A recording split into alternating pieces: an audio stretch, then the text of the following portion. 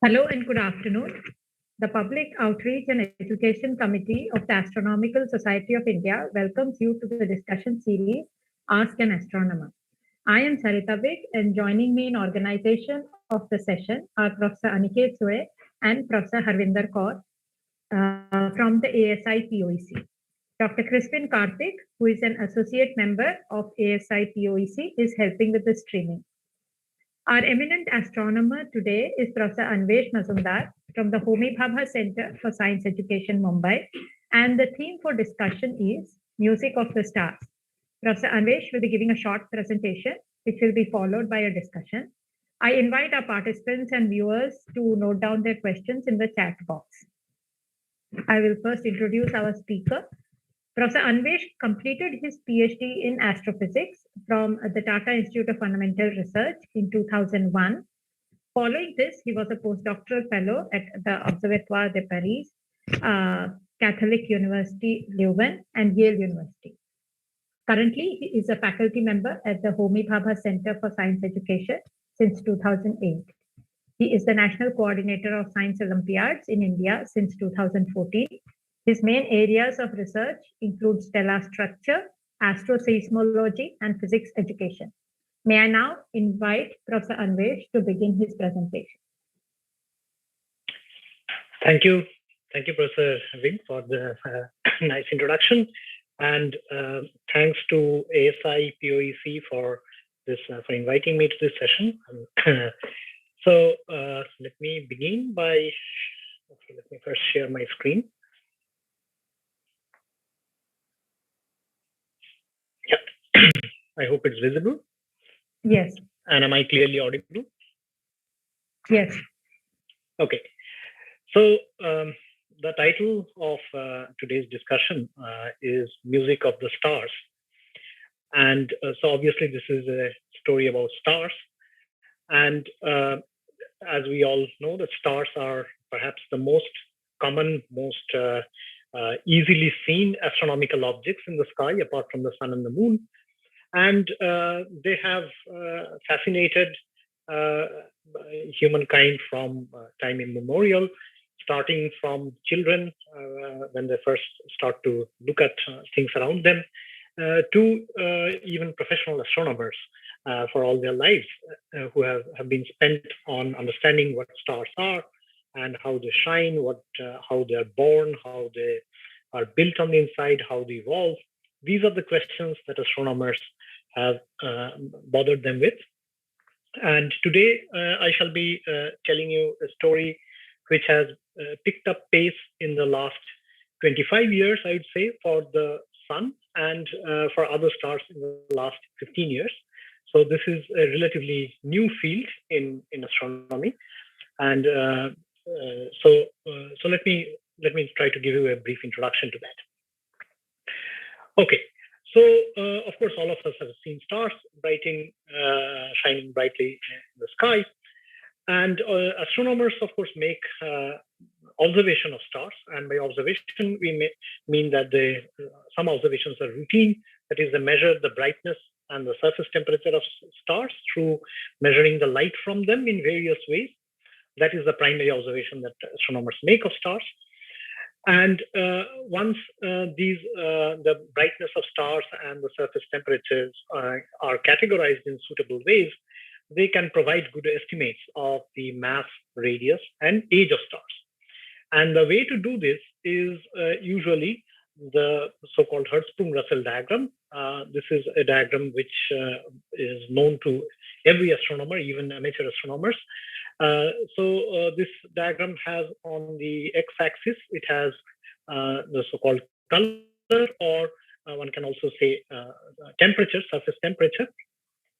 While on the y-axis, it is the luminosity or the intrinsic brightness of the star. And so astronomers measure these things using suitable techniques. And if you plot them, then you get a certain pattern on this diagram. I will not go into the details of this diagram. That is not the aim of this talk. But what I am trying to say is that using this already, astronomers can get reasonable estimates of mass, radius, and age of stars. Now, these Things do not, however, provide any clues for the internal structure and composition of stars. At best, they can astronomers are also able to make estimates of the composition of elements at the surface of the stars, but they do not know what lies inside a star. And why is this so? Because stars are extremely opaque objects. So all the light that we receive from a star comes from its photosphere, as that is a technical term, or one can say that the skin of the star, the very outermost layers of the star. All the photons that reach our eyes or our telescopes come from the very outer layers of the star. But the conditions inside might be very different, and the star may not look the same as it looks on the outside. And indeed, they do not. Just like, as you can see in this cartoon, you see an apple as a red, shiny object. And if you can cut through it, then you find that the interior is very different. So, but of course, we do not have a knife to cut into a star. So all that we can hope to do is to have some kind of a probe. But it is clear that we have no visual probe inside a star. Because the light that comes to our eyes is only from the surface layers, so it's a photosphere. So this problem was, of course, known to astronomers for a very long time. And one of the most famous astronomers of the past century, and especially in stellar physics, Arthur Eddington, who wrote this seminal book called Internal Constitution of Stars as long back as in 1926. And in his last chapter, he wonders that what appliance can pierce through the outer layers of a star and test the conditions within. Of course, these were the early days of stellar astronomy, so to say. So Eddington did not have the answer at that time. But within about 3 or 4 decades, astronomers had really guessed the answer, that the only tool to probe stellar interiors is the so-called asteroseismology, or the study of stellar oscillations. This is what can really give us a window inside the star, so to say. So this is what I should be talking about today, mainly asteroseismology. I remind you that it is not astroseismology, it is asteroseismology.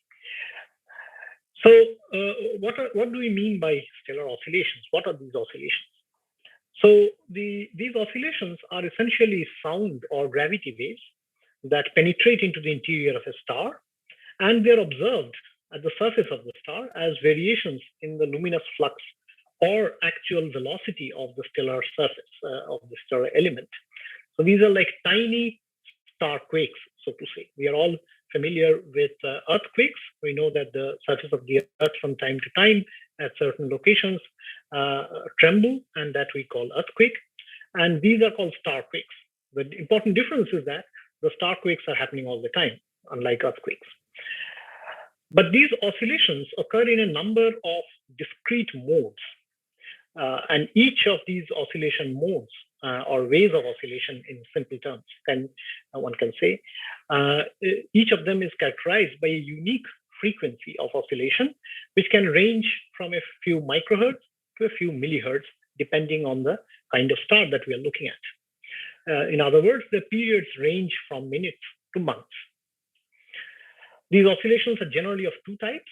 They are like sound waves, which are where the dominant restoring force is a pressure gradient inside the star, and these modes we call P modes. Or they can be gravity waves. The dominant restoring force is gravity or buoyancy force, and those are called G modes. I shall not be going too much into details of P modes and G modes. Suffice it to say that the most commonly observed modes are the P modes in stars. Those are easier to measure and to see, whereas G modes have been observed in some stars. And there is also a third kind, which we see in many stars now, which is called a mixed mode, which has the characteristics of both these kinds of waves, P modes in the outer layers and G modes in the inner layers. So stars, when they have oscillation, so all of you must have heard at some point of time some kind of an orchestra where various instruments play together. Even in Indian music, we have often more than one instrument playing together, and each instrument has several modes of oscillations. And stars also oscillate in a range of frequencies simultaneously. Okay, and these oscillations we can detect, or one can say hear them through telescopes. Of course, the frequencies are not in the audible range of the human ear, but we can detect these oscillations by measuring the light from the stars very accurately. But these frequencies of oscillation are not random. They are not arbitrary for a given star. They are discrete frequencies. So the stellar oscillation spectrum is not continuous. It is discrete. Stars oscillate in certain characteristic frequencies. And what those characteristic frequencies are determined by the structure and composition of the star. And therein lies the core of the matter, that these frequencies depend on the structure and composition of the star, the internal structure. So when we listen to these frequencies carefully, or in other words, we observe these frequencies and determine these frequencies carefully, this lets us know what the star is made of. And that is the core of the matter. So obviously the question that must be playing on your minds is that what causes these oscillations? So stellar oscillation is a natural consequence of perturbations to the stellar structure caused by internal processes in the star. Nobody is shaking the star from outside, although there are certain instances where a companion star's tidal forces can create oscillations in another star, but that is not a very common thing, or even without that, every star, because of its internal processes inside it, generates these oscillations. Okay, and these are consequence of the perturbations to the equilibrium structure. So, like in every oscillation, one needs some driving mechanism, and in stars, the driving mechanisms are mainly two kinds that we see. These are the primary mechanisms. There are other mechanisms, but here I'm just talking of the primary mechanisms. The first one is what is called opacity-driven oscillations, where opacity is the property of the stellar material to resist the flow of radiation or energy from the interior to the exterior, rather through the stellar material. And because of certain variations of the opacity inside the star at certain layers, it so happens that a mechanical piston kind of mechanism is set up, which drives these oscillations. And these kind of oscillations are very long-lived modes. That is, the lifetime of these modes are millions of years, and stars which show these oscillations are primarily the more massive stars, more than, let's say, about 5 solar mass stars, or at least 3 solar mass. Those stars we see this kind of mechanism often. The other kind is the so-called turbulence-driven oscillations, where these modes are short-lived. These are so the shaking of the star, so to say, is done by the turbulent eddies in the convection layers of the star, because lower mass stars like our sun have convection inside them in certain layers, and the eddies, the convective eddies, because we know that in convection material is transported, and those that creates eddies, and those create a turbulence which drives these oscillations of these star groups. So this is the kind of oscillations that we see in the sun. That's the second kind. There are also, of course, damping mechanisms, and the primary damping mechanisms are radiation at the surface, where the energy is lost from the stellar surface. Then there is viscosity. Of course, the stellar material is viscous, so that itself provides a friction kind of force against these oscillations of the stellar material. And of course, there is also convective leakage. Wherever there is convection, that also leaks energy out of the oscillating system. But we shall not have time to go too much into these details. This is just to tell you that there are driving and damping mechanisms inherent to the star. These are not externally excited oscillations. These are generated by internal processes. That is the bottom line. So the amplitude of these oscillations is governed by the balance between the driving mechanism and the damping mechanism, as in any kind of oscillatory motion. And the relative amplitude typically varies between 1/10 to 1 part in a million depending on the type of star. And this is relative amplitude in luminosity. So that is the kind of variation that we're talking of. The more common variations, like in our sun, are of the order of a few parts per million. So they're extremely, extremely small amplitude oscillations. The period of these oscillations varies between a few minutes to several days, again, depending on the star. And the frequencies scale with the mean density of the star. So the mean density, that is, which I've indicated here by rho bar, that is simply the mass divided by the total volume of the star. And the frequencies have a scaling relation with respect to that. The higher the mean density, higher is the typical characteristic frequency. All these have consequences in astroseismology. That's why I'm mentioning. Okay, so what really happens? What kind of oscillations are these? So it might help to look at this kind of a ray diagram, where this circle represents the stellar surface. This is the center of the star. And so now you are all familiar with refraction of light, right? That a light ray bends at the interface of two media with two different refractions, two refractive indices. In other words, we can also say that a light ray bends at the interface where the speed of light changes, right? Now, in stars, what happens is that the sound speed, the speed of a sound wave inside the star changes continuously because the pressure and the density and the temperature and the composition of these things change. So, for example, the adiabatic sound speed is simply proportional to square root of the pressure divided by the density. This we know from high school physics, that the speed of sound is square root of gamma 1 p by rho, where gamma 1 is the adiabatic index, p is the pressure, rho is the density. And the same thing holds for stars. And in stars, because the pressure and the density and the temperature varies, so the sound speed also varies as you go inside the star. So as the sound speed varies, so a sound wave would also bend just like a light bends. So this is like the refraction of sound. Okay? And and at a certain layer, this bending will be so much that it will lead to total internal reflection of the sound wave. Okay, just like light is total internally reflected when it goes from a denser medium to a rarer medium.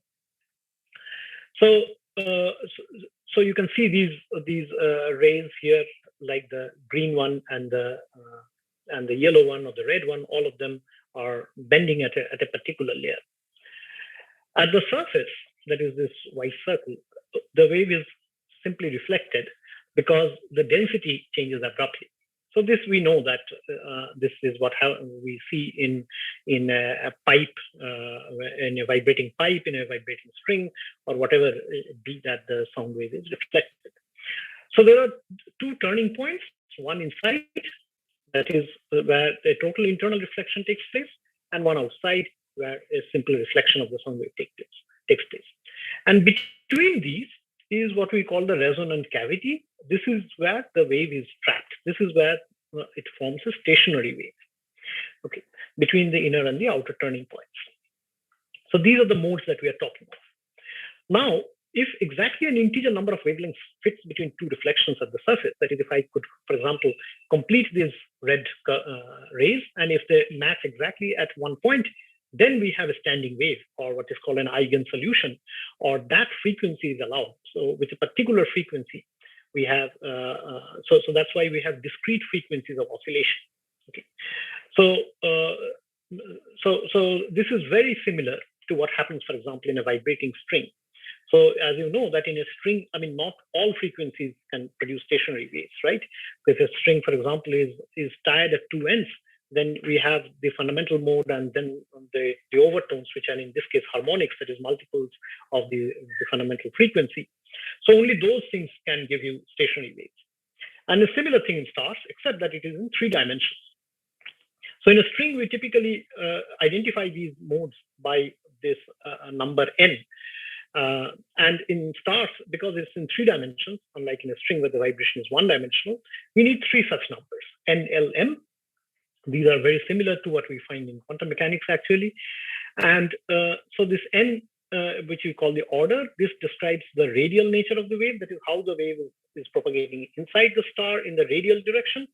And the L and the M describe the non-radial or the angular nature of the wave. So for physics students, one can say that the N is associated with the R coordinate, the L is associated with the theta coordinate, and the M is associated with the polar coordinate phi, the azimuthal coordinate phi.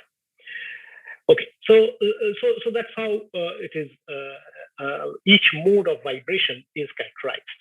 Okay, we need 3 such numbers.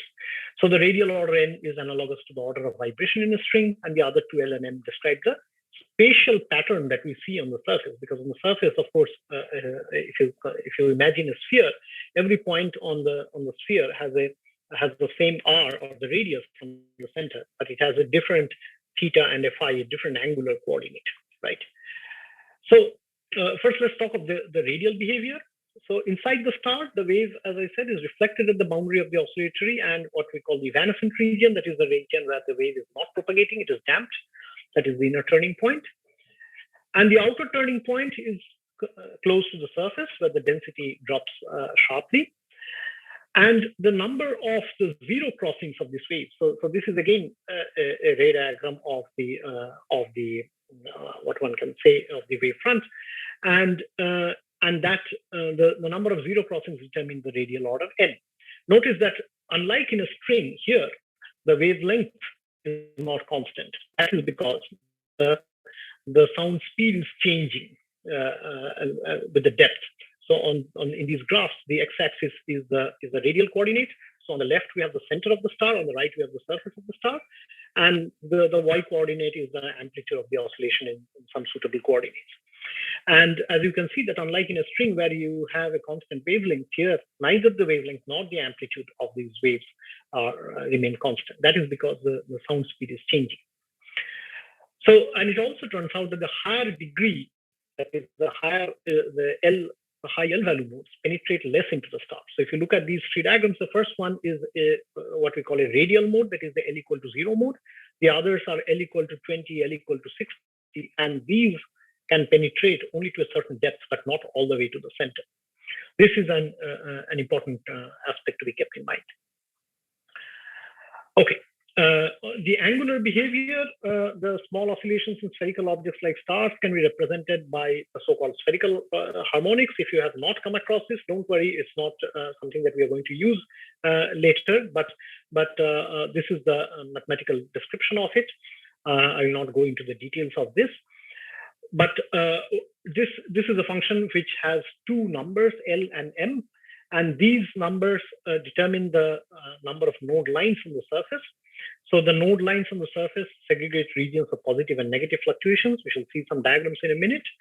So there are L minus mod M latitudes and M longitudes of nodes on the surface. That is L number of node lines on the surface, and M points where it intersects the equator, these node lines.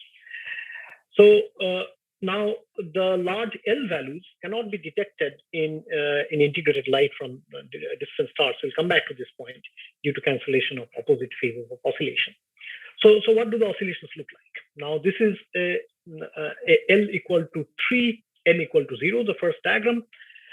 These animations are highly exaggerated. No star oscillates so much, of course. This is, maybe at least 1,000 times or 100 times magnified.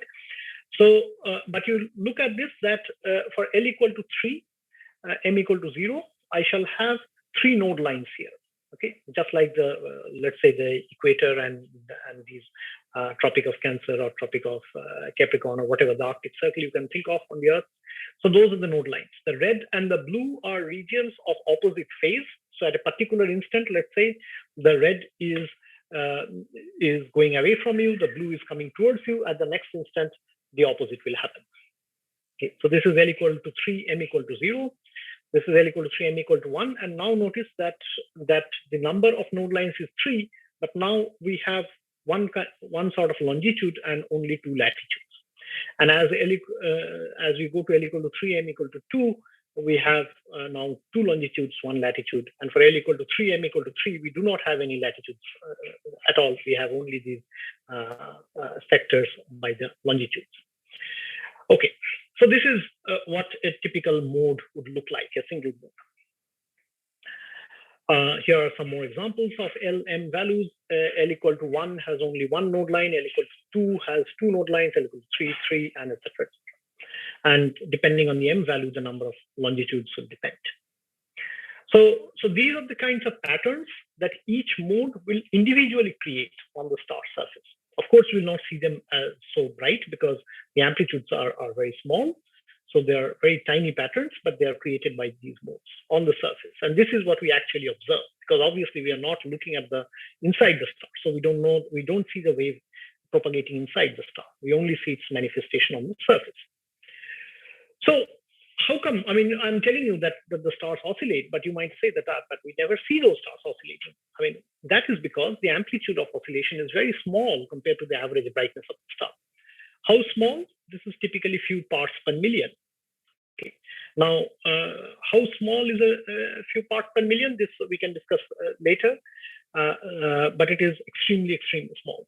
So it's indistinguishable to the human eye. But now we have, and earlier it was even indistinguishable to the usual telescopic detectors that we had. But now in the last 25 years or so, or more like last 15 years, we have ultra precise photometers, which can detect very, very small variations in light. And that's why this science has been possible. Now, the other reason why we don't see these, apart from the oscillations being very small, is that the most stars oscillate in multiple modes simultaneously. So just like you will find it hard to separate out each individual sound in an orchestra. So similarly, you will not see those individual patterns that I showed you in the previous slides, because they're all superposed. Okay, and you have to keep in mind that the stellar disk, other than the sun, for any distant star, cannot be dissolved, except for the very nearby and the very large stars, they cannot be dissolved. So what you are looking at is the total light from the stellar disk. You are not looking at the disk where you can resolve different areas of the disk. So what we observe is only the so-called integrated light, or the sum total of the net effect of the superposition of all these modes together. Okay, that's what we observe. So it's really hard, but it's not impossible. It can be done, and that's what it makes it exciting. So if you monitor the light emitted by a star very precisely over a long time, it will let us see the oscillation. So here is, for example, just a cartoon example. In the first panel, we see the variation of light, let's say, of a particular star, which let's say has 10 cycles in a day. So this on the x-axis is the time in days, and you have 10 cycles in that. Now you see this. Now this is very easy to detect if there is only one mode. Just measuring it precisely will allow you to determine this frequency. You can simply count and you can find it 10. But when look at the lower panel, when you have more than one mode, it is not so easy, right? You can still see that there is some variation, yes, and it is very likely to be periodic, but it is hard to get these frequencies out. But there's a very powerful technique in mathematics called Fourier analysis. I'm sure many of you are familiar with it. So, which is basically mathematically breaking up any function or any ray as a sum total of variation or oscillation with individual different frequencies. That's what Fourier analysis does. So what we do in this case is that we take this total light and we mathematically break it up into these individual modes, and then you get the so-called Fourier power spectrum, which is on the right panel here, where the x-axis is frequency and the y-axis is so-called power, and you see these 4 or 5 peaks here, which each give a mode. In the other one, you had only one peak, one significant peak at 10 cycles per day. Here you have several, which are all superposed in this data. Sometimes the data can look that there is no variation at all. This is actually what a real stellar data looks like. But there are regular variations in these.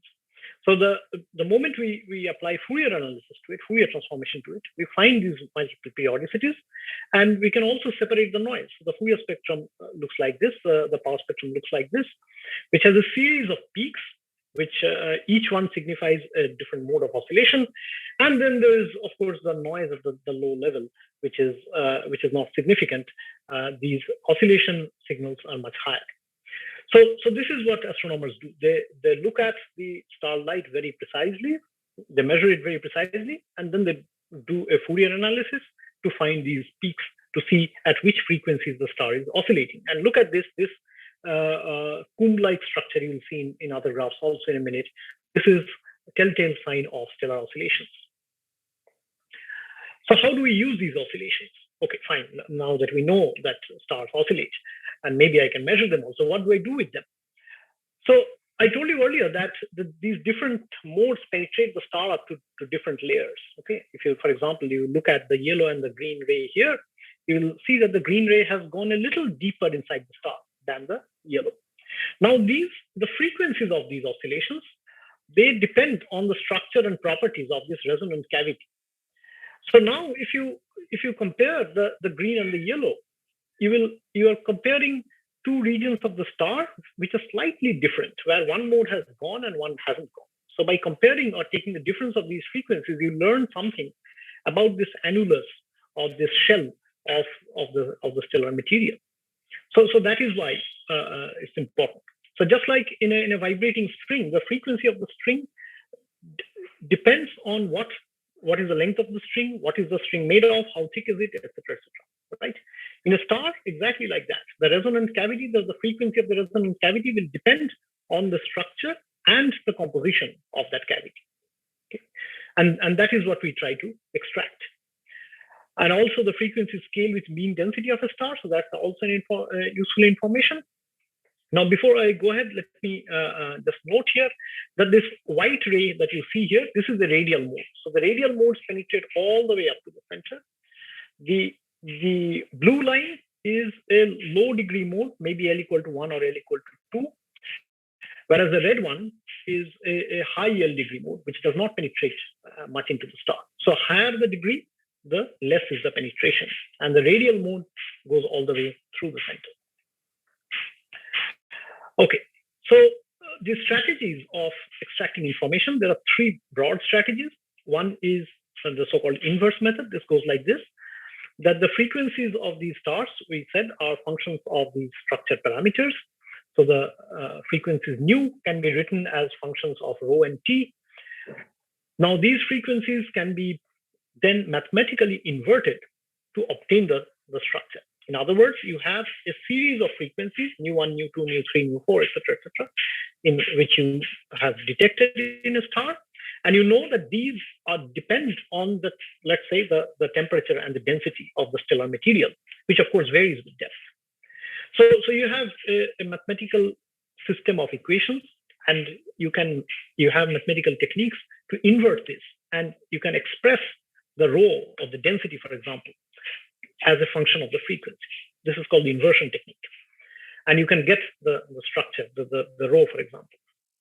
Now, this is possible only if there are a large number of frequencies. Only then this mathematical technique is useful. Otherwise, the uncertainties are too much and it is not very useful. The other method is what is called the forward method. That is, you calculate, you build a stellar model from your theoretical knowledge of how a star is built. You make a stellar model. You numerically on a computer shake that model, right? Mathematically, I mean, and you get the frequency, and then you match them with the observed frequencies, and then you tune the model till the observed frequencies match well with the theoretical frequencies, and then you know that the star has certain structure parameters. This is called the forward method. There's a third approach, which is use of seismic diagnostics. That is, you combine and compare frequencies of different modes to extract information about specific properties or specific layers inside the star. So this is somewhat model dependent. You may not be able to say something about the whole star, or for that you may need a model, but you may be able to make a very strong statement about a certain layer of inside the star. This is possible. Okay, So this was very successfully employed for the sun. Now, the oscillations in the sun with periods of about 5 minutes were first detected as far back as in 1961. Of course, the instruments then at that time were not so great. And later, about nearly 20 years later, whole disk oscillations were confirmed in 1979. And then there were several large programs to measure the oscillations of the sun, which looked at the sun for continuously for a very long time, either from space or through a network of telescopes on the Earth. And today, we can detect several million modes of different NLM by resolving the solar disk and identifying these frequencies through Fourier analysis. And there are, of course, other variabilities of the sun, like the solar activity or granulation, but they can be isolated usually from the periodic oscillations. How large are these? These are very, very tiny oscillations. These are few parts per million in luminosity and about 20 centimeters per second in velocity of on this solar surface. These frequencies are of the order of millihertz. And because we have such long time series now, we have now more than 20 years of continuous data from the sun, the precision on the frequency is extremely high, of the order of nanohertz, whereas the frequencies themselves are of the order of millihertz. So that's why helioseismology has gone a long way. It can, so on the left, you can see a typical solar power spectrum from a particular mission called SOHO. And you can see this comb-like structure. So these are these discrete frequencies of the sun. Okay. This is a typical spectrum where you see these oscillation frequencies. On the right, you see these frequencies with these error bars plotted here. But these error bars are actually, these frequencies are so precisely obtained that the error bars would be too tiny. So they have been multiplied 1,000 times. So these are 1,000 sigma error bars. Okay. And even then you can hardly distinguish them, but each point has an error bar. The dotted lines are the frequencies that are predicted from a theoretical solar model, which we today call the standard solar model. And as you can see, that there's a very high degree of match between the theoretical frequencies of this of the solar model with these observed frequencies. And that's what gives us great confidence in what we know today about the sun, because it cannot be a coincidence that we can predict to nanohertz level millions of solar frequencies if we did not have the solar model more or less correct. Okay. So, okay, since I'm running short on time, I will skip these bits a bit. We can come back to these during the question answer session. So what have we learned from helioseismology? So mainly we have learned three things. Let me just summarize 3 or 4 great things. One is that the standard solar model has been tuned to a great extent. We now understand the sun very well. The standard solar model and the sun now agree up to less than 1%. We know how the sun rotates on the inside. We already knew how the sun rotates on the outside by observing solar spots, but now we also know how the sun rotates on the inside. And the result is that we know that the sun rotates more or less like a rigid body in its inner regions, but in the outer layers, there is a differential rotation in the sun. We could also solve the famous solar neutrino problem with the help of helioseismology. We know the solar radius to within an accuracy of 10 kilometers. That's a great accuracy. We know how deep the outer solar convection zone is. And this we know lies at a radius which is about 71.3% of the total solar radius. And all these numbers are significant. If you make this 713 to 714 or 712, the solar frequencies do not match anymore. So we are at that kind of precision with the sun. Recently, people are trying to understand solar activity and cyclic variations better using helioseismology. This is an active area of research. Okay, now let me quickly move to the challenges of asteroseismology.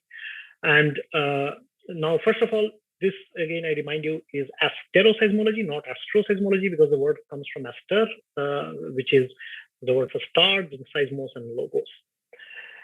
So now, seismology for the sun we could do because the sun is very near.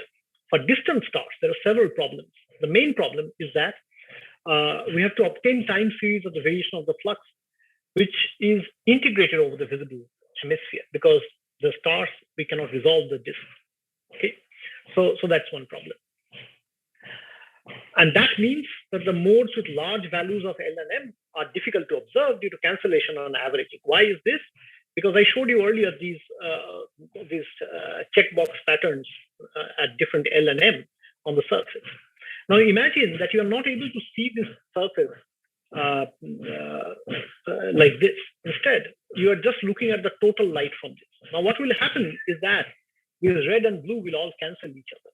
Okay, so that if there are a large number of checkboxes, then the cancellation will be complete.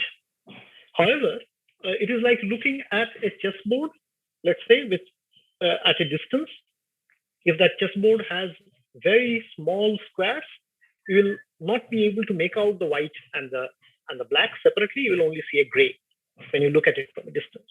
However, if it is large checkboxes, then you will be able to make out that, okay, there is some variation there, and this is exactly what happens in stars. So modes with large values of L and M means more node lines, and those are difficult to observe. The larger amplitude oscillators are easier to detect, but as it happens, most stars, their oscillation amplitudes are extremely low, like that of the sun. But still, oscillations in a variety of stars have been detected from the ground already, and this was done quite some time back, nearly 30 years ago in Procyon. The first oscillations were detected from the ground. Since then, several solar-type stars, subgiants, red giants, hot stars have been found to oscillate. But doing this from the ground, doing astroseismology from the ground is difficult because we have the twinkling effect of the atmosphere, which kills these variations.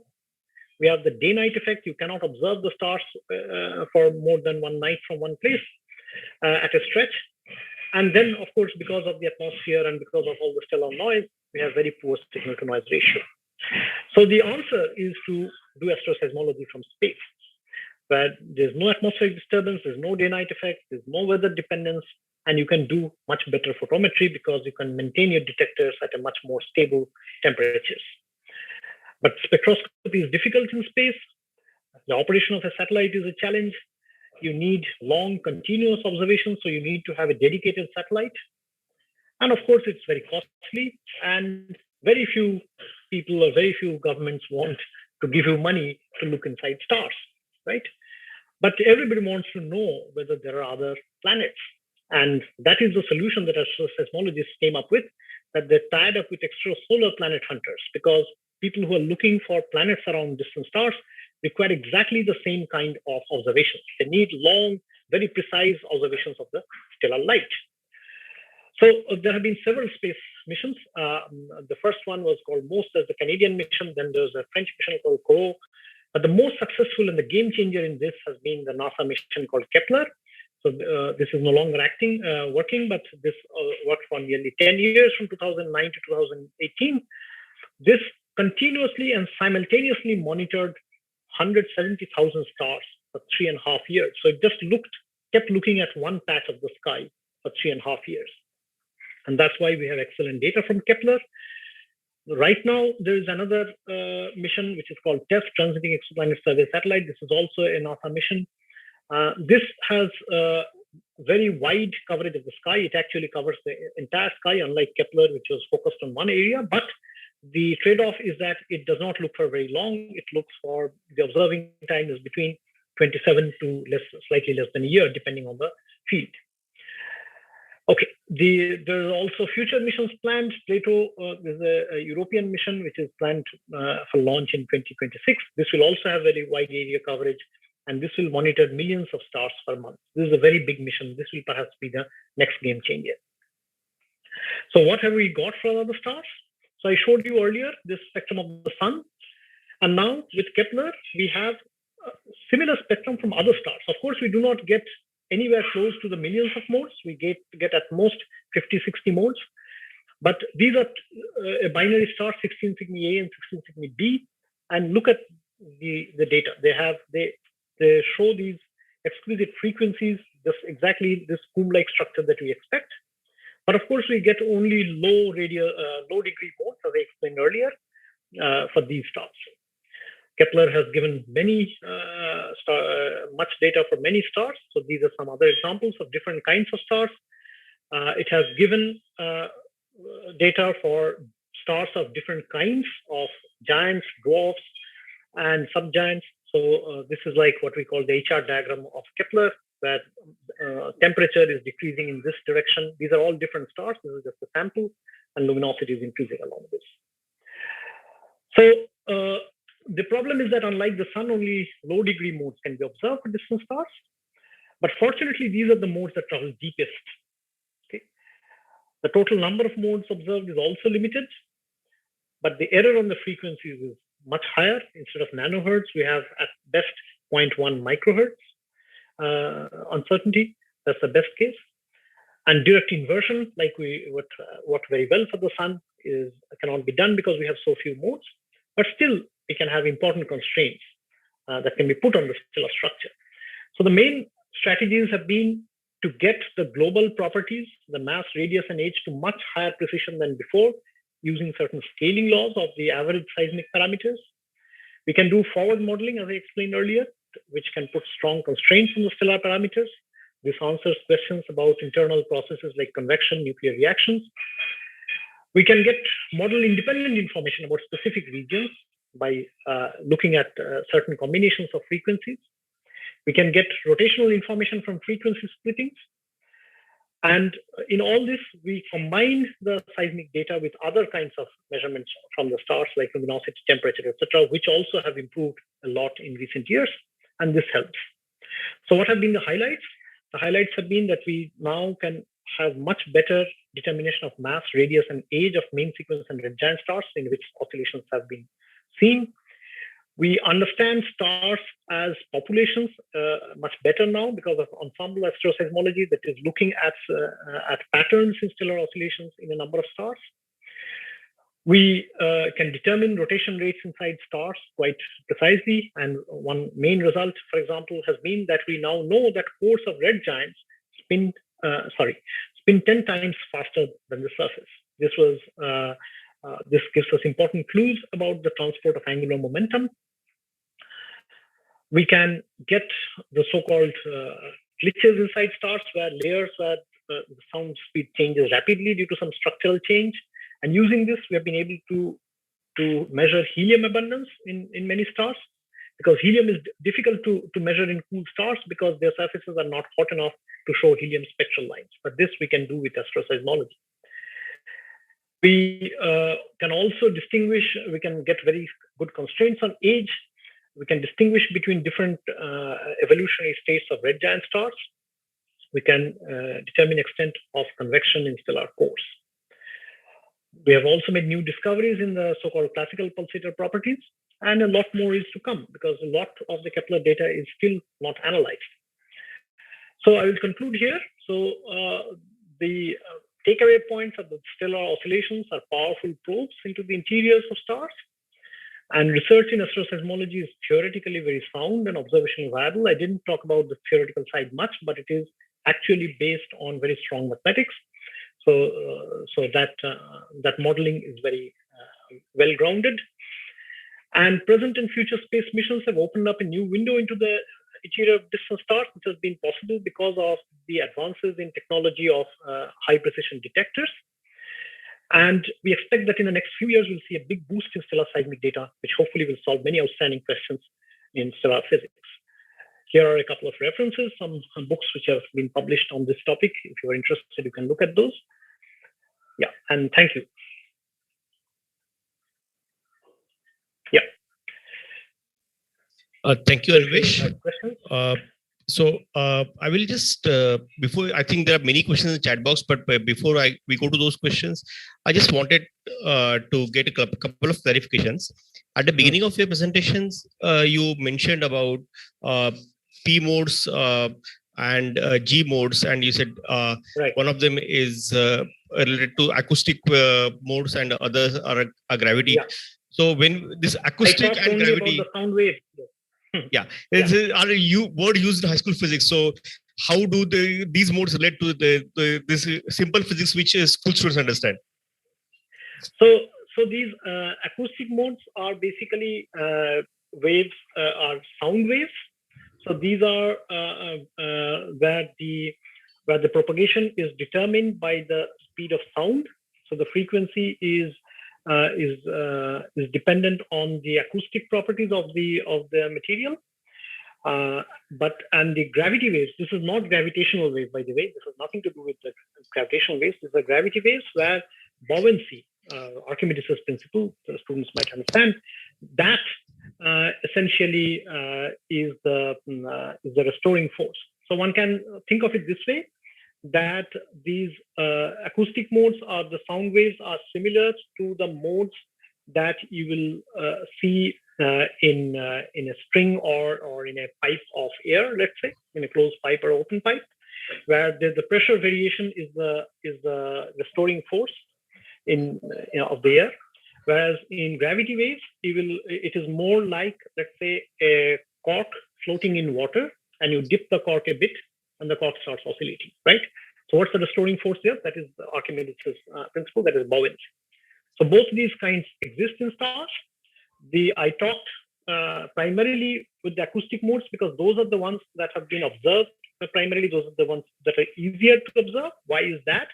Because the acoustic modes have high amplitude at the surface, low amplitude at the center, whereas the gravity modes have just the opposite, but they do not always even reach the surface. So they're trapped in the deep interiors of the stars in most cases. So they are a little difficult to observe because their amplitudes are very small at the surface. Thanks. The second one question which I had was about something which you mentioned towards the end of your talk. So you said that we have been doing observations of sun-like stars and red giants. So why just these two groups? Sun-like stars, we can understand that it is very similar to here. No, yeah, that is true. I do not have the slide here. So actually what happens is that stars, so maybe I can just share one slide, and that might be better. I'll just quickly stop sharing this. And yeah, so actually we observe stars of different kinds. It's not just that we observe stars. Yeah, let me bring up that slide, which should be there towards the end somewhere. Just a minute. Sorry, why am I not able to get? Just a minute, and give me a minute. I will just find a slide. So yeah. So what happens is that we do observe in solar-like stars, red giants, but we also observe in massive stars. Oops, sorry. Just yeah. Can you see this? Yes, we can. Yeah. So actually, all stars oscillate. Okay. So it's not that just that that stars, other stars do not oscillate, but what happens is that what's happening? Sorry. I think slide number 43. Thanks, but I'm not able to. While I'm sharing, I'm not able to change it. That's a bit worrying. I don't know. Just a minute. So we have observed other stars as well, and those stars are also like the massive stars. Those are also observed. However, for astroseismology, the massive stars, they do not show. They do not really show the oscillations in multiple modes. They show oscillations only in few modes. And so even if you observe, because the other modes are simply not excited, okay, and that is, or they're not excited to sufficient amplitudes, let's say, and that's why you do not. It's harder to see. But still, of course, massive stars like these beta set stars here. You see the SPB stars here; those are seen. White dwarf astroseismology is also done but those again are again low amplitude pulsators. So what happens is that a large number of these solar type stars and these red giants, they show oscillations in multiple modes. So the telescopes are primarily geared towards that. The high amplitude pulsators like the beta SEP, the SPBs, the massive stars, you can do a lot from the ground already, but also Kepler and Corot have observed those stars. Yeah. Thanks. One last question. You said that this asteroseismologists have been piggybacking on planet hunting missions. Right. And you said the techniques are very similar in both the cases. So Right. when you get a signal, how do you distinguish between which is an oscillation signal and which is a planet hunting signal? Right. So this is not hard because the time scales are totally different. So the time scales of stellar oscillations depend on the mean density, as I said. So if you look at the time at the variation, and if you look at the time period, so for example, let's say a solar-like star, let's say it has a planet and which is going around it. So, but the oscillations are happening for the sun-like things on the time scales of the order of minutes. Okay, even for massive stars is happening of the order of hours. For red giants, also similar. Whereas the fastest planets that go around the star take a few days. Okay, so just from the time scale itself, you can see which is a variation due to a planet, which is a variation due to oscillation. The second thing is that both of these have some characteristic variation of the amplitude. If you look at a transit of a planet, that has a very characteristic U-shaped curve, whereas a stellar oscillation looks very different. So it's not very hard to separate these. But yes, this is a task that astronomers do, that they do separate out these things. There's also a third kind of variability. I don't know whether that has been asked, but let me say it, that there are star spots. And as the star rotates, those spots come into and go out of view, right? And that's why the light flux changes. So that's another kind of variability. But that time scale is again of the order of days of the star's rotation. For example, the sun rotates typically around near the equator at about 27 days or so. So that's the typical variation, whereas these oscillations are happening on the time scale of minutes. So these three things are not very difficult to distinguish. But they do complicate matters, certainly, yes. Thanks. So I will hand over to Professor Sarita Vig.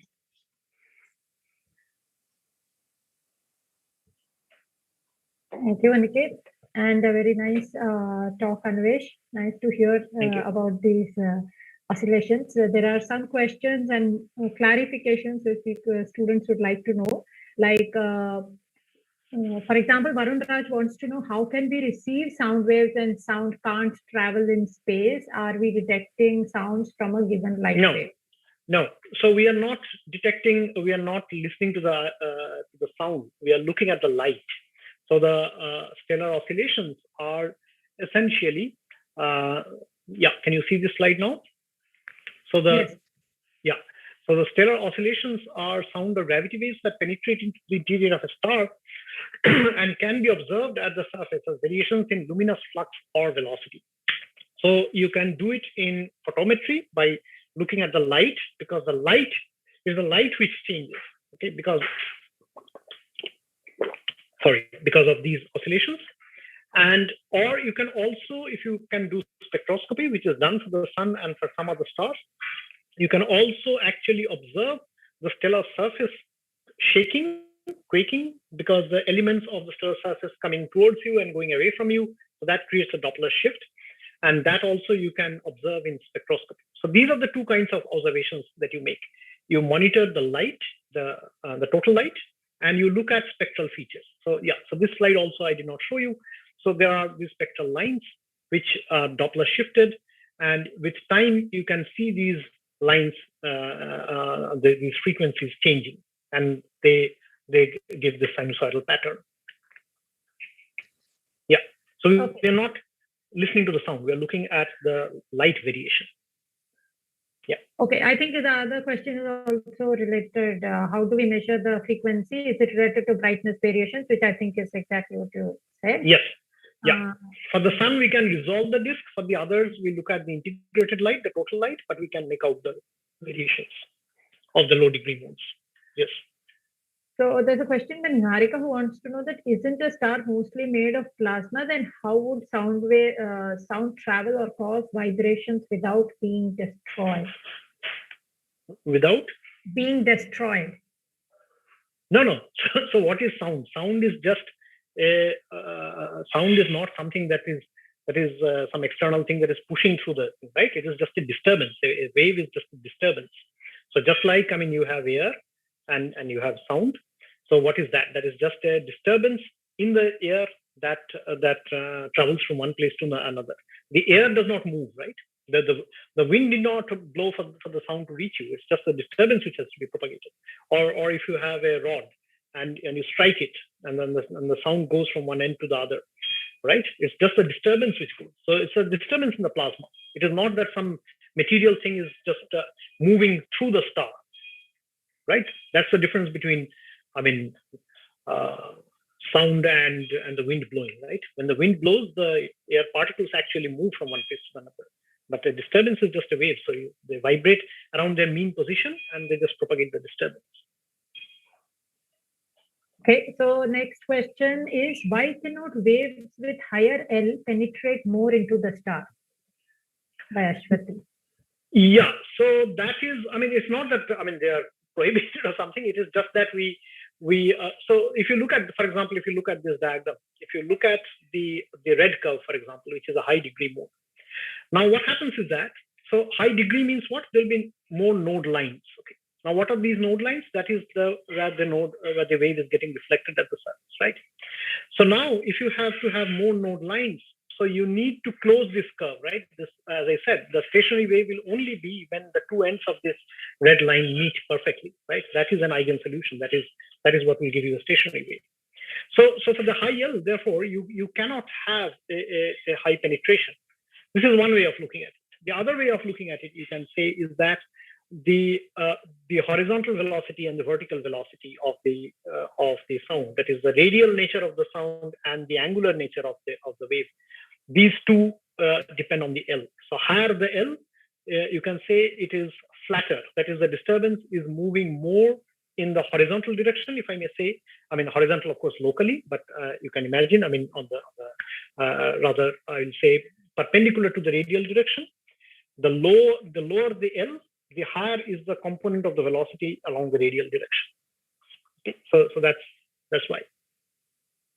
Okay, so there's another question which by Devika, who wants to know how the differential rotation of star affects the oscillations. Yeah, very good question. So the rotation actually, what happens is that it has the interplay with the frequencies. Why? Because you might I don't know what standard you're studying, but you may have come across splitting of modes. Have you come across splitting of modes? For example, in the presence of magnetic field, you have split modes. You may have learned about Zeeman effect or something like that, right? So you have a certain eigenfrequency. Now, when you have rotation, you have what we call prograde and retrograde. That is, in one case, you can find another eigensolution. You can create another stationary wave with a slightly higher frequency, and another with slightly lower frequency. That's because of the rotation. So we say that this frequency is now split because of rotation. That is what this M, the third number, gives you. So the M goes from minus L to plus L. For each L, it can take integer values from minus L to plus L, including 0. And these are the split modes. Now, when you study these splittings, how much this splitting of the mode is, how much the frequency is shifted due to rotation, depends on the rotation rate, how fast the rotation rate is. Now, unlike a solid sphere which rotates at the same angular speed everywhere, the sun or the stars do not do that. So, for example, what we have learned now is that the interior part, the inner 70% or so of the sun, rotates almost like a like a rigid body. You can see that most of it is has the same color yellow, which means a rotation period of about 27 days. Whereas if you go to the outer layers, the regions around the equator, they have a lower a lower period that is faster rotation, that is about 25 days. Whereas near the poles it is blue, that means it is more like 32, 33 days, 35 days. Okay, that's what. So this is how we can get information about rotation from the frequency splittings of these modes. Is that does that answer the question? Yeah, I would think so. Okay, the next question is about the signals. Like Advija wants to know, how is noise distinguished from the signal, or vice versa?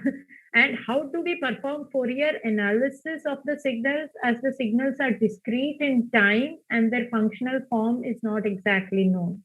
No, so that's the beauty of Fourier analysis. You don't need to know the functional analysis. That's the reason. If you knew the functional analysis, functional form, you'd not need to do the Fourier analysis. You already knew the frequency, right? But you don't know it. So what you do, so the Fourier analysis is precisely that. You take any function, any variation, any varying function or something like that, and you write it as a sum of sinusoidal terms with different amplitudes. Okay, that's what Fourier transform means, right? You can always do that. There's a Fourier theorem which proves that you can do that. So what you do is that you take, so there's a mathematical formulation of that. You can find it in any textbook of mathematical physics. So you can take a function and you can compute a Fourier transform. It involves just multiplying the function by a complex exponential function and integrating. That's all that it requires. Numerically, of course, on the computer also we have techniques to do that. So the frequencies are discrete, yes, but the light that you get is you monitor the light continuously, right? So I mean, continuously means, of course, you have discrete, yes. If you are asking that if I am not monitoring really continuously, how can I get a continuous function and then do a Fourier transform? You are very right, yes. So we do have techniques to overcome that. So what we do is that we have very closely spaced points in time, right, on the time axis. But they're still discrete, you would argue, that they're not continuous, yes. And that is precisely the reason why you get all these small lobes here. If you did not have, for example, in the first graph here, if you really had a continuous curve, you'd only see this sharp peak at 10. You'll not see any of these smaller side lobes. Those are because you do not have a continuous thing, and also because you are looking at it for a finite amount of time. The longer you observe, those lobes will get down. Okay, that's answer to one part of the question. The other part is about the noise. So when you do the Fourier transform, so any variation, let's say, from the star has, of course, its eigenmodes with distinct frequencies where the amplitude is high. But it also has other variability, right? Because on the stellar surface, there's a lot of other variability. But those are not dominant variabilities. Okay, so they will also appear in the Fourier transform as these small peaks here, as this jungle of peaks here, which are the noise. So you can detect oscillation only if your oscillation amplitudes are significantly high, such that these peaks rise above the noise. For example, there might be oscillations right where the word noise is written. There will be perhaps frequencies there, but their amplitudes are so small that you cannot distinguish it from the noise. So you have not detected those modes. But you have detected these ones, which are marked as signal, because they rise significantly above the noise. Okay. So I think this related question that can discrete Fourier transform, is that used here? Yeah, it is discrete Fourier transform. Actually, computationally, we use FFT, fast Fourier transform, but it is of course a discrete Fourier transform. Yes. Yeah. Okay. And what is, I think somewhere it was there 1000 sigma error bar. So I think that is not very clear. What is 1000 sigma error bar? 1000. Okay. So the point is that these frequencies, as you can see, these are plotted in microhertz on the y-axis. The x-axis is just the degree of the mode, the L. But so let's look at the y-axis. So those are like 1000 microhertz, 2000 microhertz, etc. So essentially, these are like millihertz, right? So now the frequency precision on this is of the order of nanohertz. Now, if you put a point here and you want to put a 1 nanohertz error bar on this, you will not see it on this graph. You have to magnify this graph a lot to see the 1 nanohertz or 5 nanohertz error bar. So instead, what you do is that you just say that, okay, instead of, so typically when we plot error bars, we plot 1 sigma error bars, right? So, but if I do that, these error bars will not show. That will be just a point, a dot. So to show the error bar, I just magnify the error bar and I say that, okay, these are 1000 sigma error bars, okay, just to show the error bar, nothing else. But even with 1000 sigma, because these are so precise, you can only see the error bars here because they're of the order of nanohertz. So even if you multiply them by 1000, it only comes to microhertz, right? So that's the 1000 sigma error bar. It is just a plotting artifact. It is not something that, The next question is, how do we know that the geometry of the layers is spherical? Can the layers be distributed in any other form? Well, yeah. So this is, of course, not related to seismology in general, but this is related to structures of stars. Now, why are stars spherical? Why don't we have cuboid stars? Why don't we have ellipsoid stars? That's because the force that is holding the star together is gravity, and gravity is a central force, and therefore it is spherically symmetric.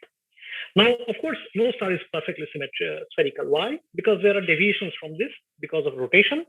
So there is a slight bulge near the equator. Even our sun has it, but it is very small. The sun bulges out of the order of tens of kilometers at its equator than at the pole. It's very nearly spherical. Okay, and similarly for other stars. Or there can be very strong magnetic fields which can trap the matter and distort the star, but these are extreme cases. And there are extreme cases, of course, in nature. In the sky, there are so many stars. You do find non-spherical stars. And for those, you need a higher order theory. You cannot assume spherical symmetry and rather axial symmetry in this case, because there is a rotation. So you have a preferential direction of the axis. So, but there are departures from it in cases of high, very fast rotators, but those are extremely rare. Most stars are moderate to slow rotators like our sun. And for them, the approximation of spherical symmetry is perfectly valid. It cannot be that stars are elongated or shaped like something like that. Yeah, because it's gravity. So gravity will make the star spherical. Okay, I think we'll take a couple of last questions here. First is, why is spectroscopy, I think you mentioned about doing... difficult. Difficult. Why is that difficult in space? And, right. And there's another question, which is, how will these oscillations evolve as the star ages? Yeah, very good question. Yeah, so first let me answer the first one. Yes, I did say that. And the reason for that is that spectroscopy is difficult because for spectroscopy, you typically need to have a coolant, a cooling system. So you need to maintain the temperature of the spectrometer at a very low temperature, and you have to keep it stable. So you need a coolant. And any coolant with whatever sealing, etc., you put out in space, it will, sooner or later it will just evaporate and it will not work anymore. So spectroscopy. So if it is in a ground-based telescope, of course you monitor the coolant, you replace it, etc. But in space, of course, you can't do that. Once you have sent the telescope, it is gone. So that's one difficulty. The other difficulty is that spectroscopy is time-consuming. So you need to take the spectra every second or something like that. Measuring, doing a photometric measurement is quicker. And since you want to have a long time series, so you want to do that as fast as, rather as frequently as possible. And it is not easy to take very frequent spectra of a large number of stars at the same time, because you need to point from one star to the other, etc. But in photometry, you can just take a CCD image and you get the information about thousands of stars on one CCD plate at the same time. So that is why it is difficult.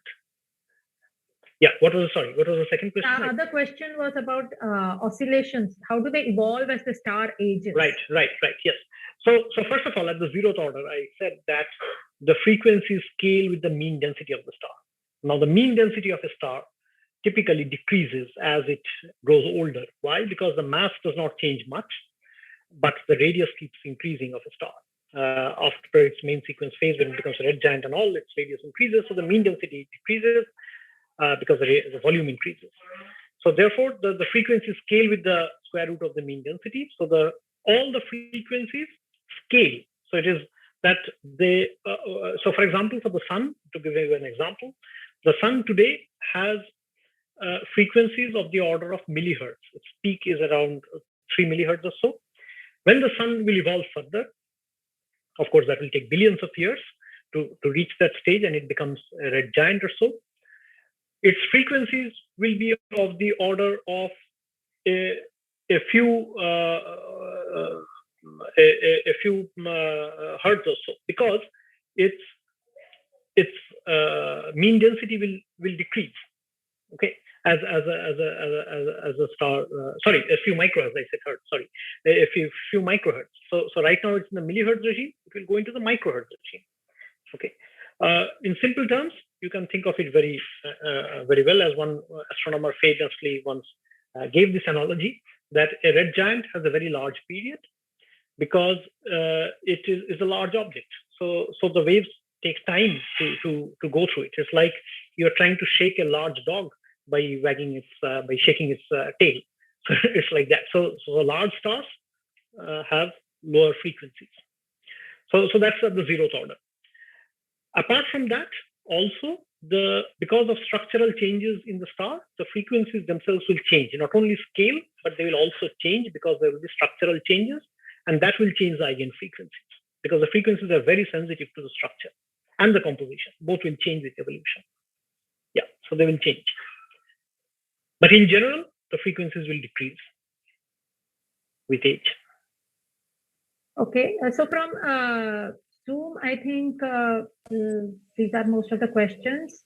And now I will request Harvinder to see if there are questions from the YouTube channel and ask them. Okay, there are 3 questions which are related to the talk. So they are very basic questions. I will read them anyway. Part of them have been answered, but I will read them anyway, so that if you want to add any extra detail, it will be nice. So Prisha Banerjee asks, are all stars in the galaxy alike in the internal composition? And she continues to ask, have astronomers always carried out stellar experiments? I think she means observations in the sun or any other star in the Milky Way. So yeah. No, stars are of course not alike. I mean, so the stars with their mass and age, they're very different. Okay, so this difference is in you can say in 2 ways. One is that on the outside also they're different. So stars have different brightnesses, different surface temperatures, and therefore different colors. And that is what was plotted by Hertzsprung and Russell in the famous Hertzsprung-Russell diagram. That so each dot on this diagram is a different star. So you can see that there is a wide range of luminosity and brightness. So that is on the outside. On the inside also, the internal structure of stars depend very critically on their mass and age. So stars of the same mass at the same age will have very similar structure and very similar outer properties as well. However, stars with different mass at the same age will be very different on the inside and even on the global properties. And stars with the same mass but at different ages will also be very different. So stars evolve over their life. Astronomers have been observing stars, of course, for a long time. The Hertzsprung-Russell diagram itself is more than 100 years old. So, but even before that, there were observations of stars and measurements. But those are observations of what we today call the global properties. That is the luminosity or the brightness of the star and the temperature or the color of the star. And with spectroscopy, some observation of the composition of the star, but not interior. Interior observation, indirect observation is only possible through seismology. There is one other thing which I may mention here, which has also worked for the sun, is the neutrinos that come out of the sun. Because of the nuclear reactions happening in the core of the sun, neutrinos come out of the core of the sun, they travel through the stellar material, reach the Earth, and we can observe them. So that also carries important information about the very the deepest layers of the sun. For other stars, we have not gone much far in neutrino observations, but for the sun we have. Yeah. Okay, there is another basic question by Sharada Nagabhushana. And Sharada asks, are stars oscillations harmonic? They are, no. So harmonic, yes, in the sense that if you are asking whether they have these, so each mode is, of course, has a particular frequency and it has a sinusoidal behavior, yes. But unlike in a string, for example, or in a pipe, where the overtones are harmonics, that is, they're multiples of the fundamental.